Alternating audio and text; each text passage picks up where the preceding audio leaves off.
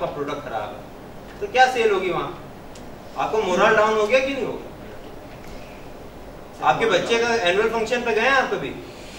गए? आपकी बेटियां डांस करती है, हाँ, स्टेज पे डांस कर रही है, बगल में एक गुरप्रीत जी की डॉटर डांस कर रही है, उसके बगल में मेरा लड़का हिल रहा है, ठीक है? हम कितने भी प्यारे दोस्त हों, रात में बैठ के सब एक एक क्वार्टर ले रहे होंगे, लेकिन जब वो कंपटीशन चल रहा होगा ना, आप मेरे बच्चे के लिए ताली नहीं मारोगे, आप बोलोगे अरे दीप्ति अच्छे करोगे ना, वो भी एक नंबर के जलन खोटे होंगे, वो भी बोलेंगे हाँ तू भी अच्छा कर, अब मैं बोलूंगा हरा दे इन लोगों को, मनी मन बोलूंगा हरा इन लोगों को, अच्छे से कर बेटा, धक्का दे दे, होगा ना? उसके बाद उस कंपटीशन के अंदर मान लेते हैं गलती से इनकी डॉटर जीत गई, उस समय तो इनको बड़े प्यार से बधाई हो भाई गुरप्रीत जी बेटिया जीत गई, घर आके क्या बोलोगे? अरे साला बेवकूफ है, स्कूल क्या डांस कर रही थी यार उनकी बेटिया, हमारी बेटिया ने तो ऐसा डांस किया कि लोग पागल हो गए, जजेस बेकार, यही होगा ना? ऐसे करोगे, ये रिएक्शन ही तो होगा।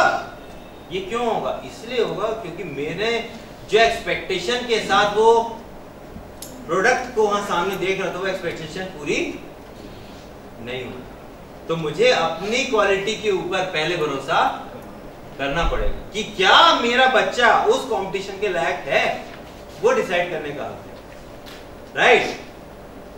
इसीलिए ये इंपॉर्टेंट है। अब एक अच्छा सेल्समैन बनने के लिए प्रोडक्ट के बारे में जानकारी होनी चाहिए, ठीक है? ये सारी चीजें तो हम लोगों ने डिस्कस करी। प्रोडक्ट के बारे में जानकारी होना तो क्या, स्टील कितने वोर का है, क्या वेट आएगा, क्या क्वालिटी है, क्या कॉम्बिनेशन है, और डिलीवरी कितनी फास्ट है, और अरे यार ये प्रोडक्ट में थोड़ी है, और प्रोडक्ट की वैरायटी क्या होगी, है ना? प्रोडक्ट रेंज क्या हो सकता है, ये हो सकता है, और साइज, वेरी गुड, और एम्बोसिंग, यस, हाँ, और कहाँ से डिलीवरी दे सकते हैं, हाँ, मतलब डिलीवरी सर्विस, ठीक है, लॉजिस्टिक्स, हाँ, ठीक है, और अप्रूवल ऑफ प्रोडक्ट्स, हाँ, approval of products, very good, और क्या हो सकता है? आपकी प्रोडक्शन कैपेसिटी भी तो पता होनी चाहिए। आपने 2000 टन का ऑर्डर ले लिया और आपका प्रोडक्शन कैपेसिटी 100 टन का है, 1 मिनट, ये भी पता होना चाहिए, ठीक है? उसके बाद पॉजिटिव ट्रेड्स क्या है, मेरे स्टील और दूसरी कंपनी की स्टील में क्या अंतर है? क्यों?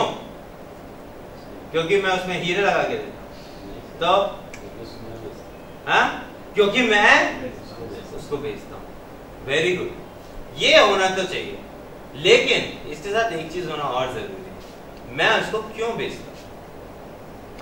देखिए, दो तरीके के सेल्समैन होते हैं, एक को खुद पे घमंड है, एक को प्रोडक्ट पे घमंड है। मैं आपको इसका बहुत अच्छा एग्जांपल देता हूं। मर्सिडीज का नाम सुना है? मर्सिडीज वर्ल्ड की एक अकेली ऐसी कंपनी है जिसने कभी भी फेलियर को एज ए कंपनी नहीं देखा है, एज ए ब्रांड देखा होगा, लेकिन एज ए कंपनी को कभी नहीं देखा। लेकिन इंडिया एक ऐसी कंट्री है जो हर बंदे को ऊपर नीचे लेफ्ट राइट सेंटर सब कर सकती है। इंडिया ने उसको एक बैड फेस दिखाया। उनकी एक गाड़ी आती थी M क्लास, इंडियन गवर्नमेंट ने उसे बैन कर दिया, क्योंकि यहाँ के एनिमेशन नॉर्म्स और ये नॉर्म्स और नॉर्म्स के कारण वो नहीं चल सकी। मर्सिडीज भी तेज, उन्होंने क्या किया, यहाँ की सबसे फ्लॉप कंपनी के साथ क्या कर लिया, टाइप कर लिया। कौन सी कंपनी के साथ टाइप, कोई बता सकता है? Force Motors.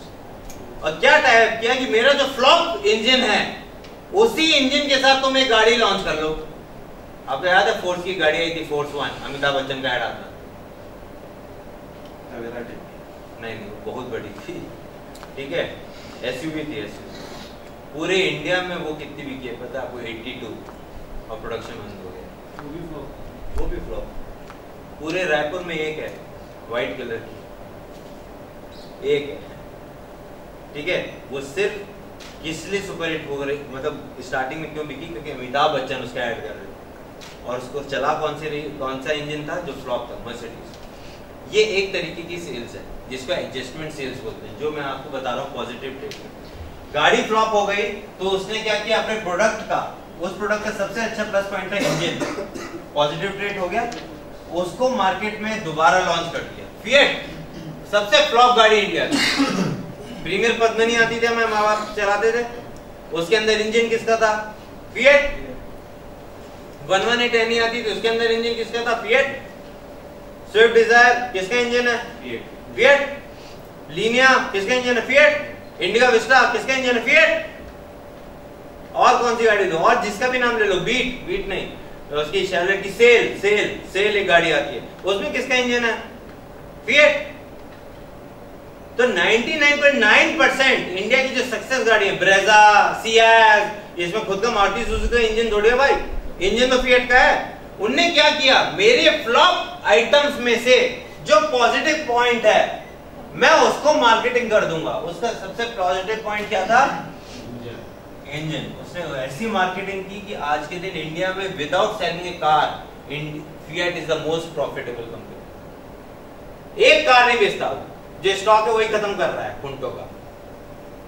इंजन ऐसे बिक रहे हैं, हर दूसरी गाड़ी में तो वही है, डिजायर, प्लाना, डंकाना, सब में वही इंजन है। समझ में आ रहा है व्हाट आई एम सेइंग? तो अपनी पॉजिटिव क्वालिटी को, आपकी कोई कमजोरी, हर महाभारत देखिए, पूरी देखिए, हाँ अंकल आपको नींद आ रही है, क्या बात कर रहे भाई साहब, नींद आ रही तो बोलो।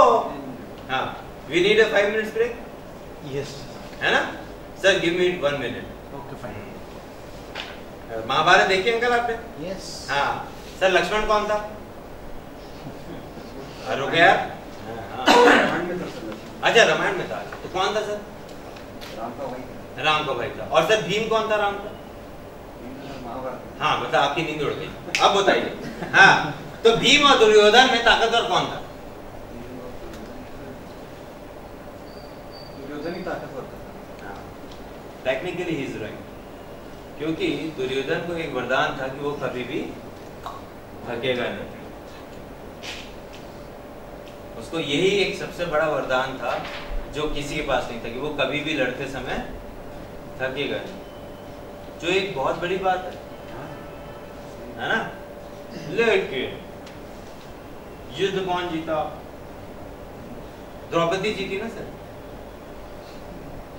बोलो ना सर, कौन जीता युद्ध, भीम और दुर्योधन के गधा युद्ध में द्रौपदी जीती कि नहीं, हैं? क्या बात कर रहे हो सर, द्रौपदी तो आउट ऑफ द सीन है, कौन जीता, इसमें पांडव कहां से आया साहब, गदा युद्ध हो रहा है दो लोगों के बीच में, एक है भीम, एक है दुर्योधन। एक को वरदान मिला है तुम जिंदगी भर नहीं थकोगे, दूसरे को कोई वरदान नहीं है, फिर भी कौन जीता सर, भीम जीता। क्यों जीता सर, क्यों, हाँ कृष्ण ने क्या किया, किसकी, दुर्योधन की। इसका मतलब है कि अगर मुझे भी सेल्स में अपने कंपटीशन की कंपनी, अपने कंपटीशन का ये पड़ोसी, मार्केट में यही तुम्हारा सबसे बड़ा दुर्योधन है, सच बता रहा हूं, तेरा कस्टमर ही खा रहा होगा अंदर बैठ के, हाँ दूसरी कंपनी वाला भी खा रहा होगा, ठीक है, तो आपको सबसे पहले अपने कॉम्पिटिटर की क्या पता होनी चाहिए। ये योगा 5 का सबसे बड़ा कॉम्पिटिटर कौन है, कैन यू टेल मी, आप तो यहीं पे हैं, आपका सबसे बड़ा कॉम्पिटिटर नियर बाय कौन सा है, यहाँ पर तो एक वो है। लेकिन अगर आप बाय लार्ज देखेंगे तो हम लोगों को सबसे पहले ये समझना पड़ेगा कि रायपुर एज ए होल में मेरा सबसे बड़ा कॉम्पिटिटर कौन है, क्योंकि मैं तब जाके स्ट्रैटेजी बना पाऊंगा कि मार्केटिंग कैसी करनी। अब देखो मैं आपको एक सिंपल तरीका बताता हूँ, आपने बाइक खरीदी, कौन सी तुम्हारे पास है, अरे तो यार तू ना बुलेट वाली आवाज निकाल तब मैं मानूंगा। हाँ हाँ बुलेट चला रहा है, रॉयल एनफील्ड, अरे भाई थोड़ा उसका ना ड्रूम ड्रूम भी तेरे से आवाज में तेज है, बोल और जोर से बोल यार, दम लगा, 1.5 लाख की गाड़ी है, मजाक है क्या, जोर से बोल। हाँ बुड्ढी हो गई, हाँ तूने कितने में खरीदी थी, 187, तो नैनो नहीं ले सकते थे, हाँ क्या छोड़ो। हाँ तो तुमने रॉयल एनफील्ड खरीदी, क्या किया अंदर जाके, शोरूम में अंदर गए तो क्या किया,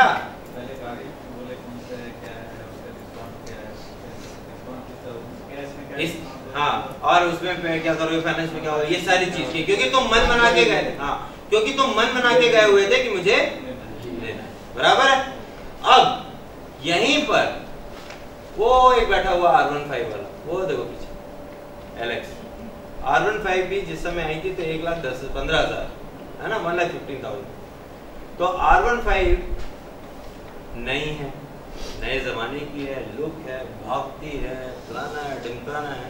तो अगर कोई बंदा उस समय 1,15,000 रुपए की बुलेट और 1,15,000 की R15 तेरे सामने खरीदता रखता और दोनों में बराबर डिस्काउंट, तुम कौन सी खरीदते? बुलेट ही लेते। क्यों? क्योंकि तुम ब्रांड कॉन्शियस हो। क्योंकि कस्टमर दो तरीके का होगा, एक ब्रांड कॉन्शियस होगा, चाहे कोई भी हो जाए, भाई मैं इससे ऊपर नीचे हटूंगा नहीं। जैसे मारुति का कस्टमर ना सिर्फ इसलिए क्योंकि मारुति का नाम जुड़ा है, वो जुड़े रहेगा, भाई मारुति मारुति। भले सबसे बड़ा टोपी पूरे इंडियन मार्केट में जिसने लगाया है वो है मारुति। उन्होंने एक ही इंजन की 10 गाड़ियां निकाल दी और सब बेवकूफ बन गए, और हर गाड़ी में 2-2 लाख रुपए का गया, ठीक है। लेकिन जो ब्रांड कॉन्शियस नहीं होगा, जो टेक्नोलॉजी के हिसाब से चलेगा, जो प्लस माइनस देखेगा, वो ना रीजन करेगा कि यार 90 की ये पड़ रही है, 90 की R15 पड़ रही है, मैं R15 क्यों खरीदूं। अगर उसने ये सवाल पूछा कि मैं R15 क्यों खरीदूं, इसका मतलब है उसका थोड़ा तो इंटरेस्ट है। क्यों खरीदूं, इसका मतलब है वो पूछना चाह रहा है कि ऐसी बातें बता जो बुलेट में नहीं है। तो पहली बात क्या बोल सकता है, सर हल्की है, सर एवरेज ज्यादा है, सर मेंटेनेंस फ्री है, sir 0 to 100 8.18 second, fuel metre sir, 2 halogen lights आज के जमाने में, sir racing design, colour, sitting comfort, और सबसे बड़ी बात सर स्किड मेंटेनेंस, फिसलेगी तो भी हम संभाल लेगा, बुलेट में तो निकल लोगे। तो आपने अपने प्रोडक्ट की तारीफ करी कि दूसरे वाले प्रोडक्ट की कमजोरी बताई, मिक्स किया, लेकिन टेक्निकली आपने क्या किया, आपने अपनी अच्छाइयां बताई। समझ में आ रहा है? आप किसी और की कमजोरी बताते बताते अगर आप अपनी अच्छाई बता देते हो तो सेल हो सकती है भाई। इसीलिए कॉम्पिटिटर के बारे में पता होना चाहिए कि अगर मैं आज 2,200 रुपए में स्टील को प्रेजेंट करने जा रहा हूं तो यहाँ पे और भी कोई कंपनी होगी क्या वो 26,900 का रेट दे रही है क्या? तो अगर वो सही में तो 26,900 दे रही है और जैसे तुम जाके बोल दी सर वो एक्चुअली मैं आपके पास ऑर्डर लेने आया था, आज मेरे पास एक नया स्कीम आया हुआ है जिसके तहत जो मार्केट में 26,900 का बिक रहा है ना, मैं आपको 26,800 में दे रहा हूँ, बताओ ऑर्डर लेना है क्या? वो पहले ही हक्का पुक्का हो जाएगा। अगर आपके पास मार्जिन है तो की बात कर रहा हूँ, वो हक्का पुक्का हो जाएगा ना भाई, मार्केट का रेट इससे पहले पता करके आ गया। मैं ये नहीं कहता कि 10 में से 10 खरीद लेंगे, लेकिन 10 में से 2 भी खरीद लिए तो आपका तो काम हो गया ना भाई, आया ना? तो इसलिए मुझे क्या पता होना चाहिए, मार्केट अपनी कॉलोनी पता होती है कि नहीं पता होती है? कॉलोनी में एक नया डॉगी भी घूम रहा होता है ना, तो वॉचमैन को बता बे कहां से आ गया, या हमारी कॉलोनी का नहीं, ऐसे बोलते हो ना। तो अगर मार्केट में कोई और स्टील बेचने वाली कंपनी आ गई, उसके कॉम्पिटिटर सेल्स रिप्रेजेंटेटिव घूम रहे हैं, तो तुम्हें पता होना चाहिए कि नहीं होना चाहिए? वो वहां पे क्या बोल रहे हैं पता होना चाहिए कि नहीं पता होना चाहिए? तुम लोगों को सबसे अच्छा एग्जांपल इसका ना, आपको वो गुरप्रीत जी वो बाहर से जो रोड जाती है एयरपोर्ट के लिए, उसे कौन सी रोड बोलते हैं? भिलाई से स्ट्रेट आती है जो रिंग रोड। हाँ, आपको ना रिंग रोड कभी अगर आपको टाइम मिले तो आप लोग को मैं बता रहा हूँ, आप जाइए उसमें, यू विल सी कि जब आपके लिए बोल रहा हूँ, आप जब भिलाई से जाओगे तो भिलाई से सबसे पहला जो शोरूम आएगा, as soon as you cross that aeroplane वाला, तो राइट हैंड साइड पे सबसे पहला आपको आएगा ऑडी का शोरूम, ठीक है? ऑडी के शोरूम के थोड़ा आगे जाएंगे तो अपोजिट साइड पे डॉशर मोशन मतलब BMW, उसके कुछ देर के बाद जैगुआर, और उसके कुछ दूर के बाद ना अभी फिएट अपना एक शोरूम बना रहा है जिसमें वो जीप बेचने वाला है। जीप आई नहीं है, गाड़ी खड़ी नहीं है, शोरूम बना नहीं है, लेकिन एक बैनर लगा है 80 गाड़ी। वो बैनर में क्या लिखा है वो आप पता करके आओ, आपको समझ में आ जाएगा सेल कैसे हो। उसमें सिर्फ ये लिखा है planning to buy an SUV 500, think again, बस, और कुछ नहीं लिखा है। Very good. उसमें एक ही लाइन लिखी है, XUV 500 खरीद रहे हो, एक बार और सोच लो।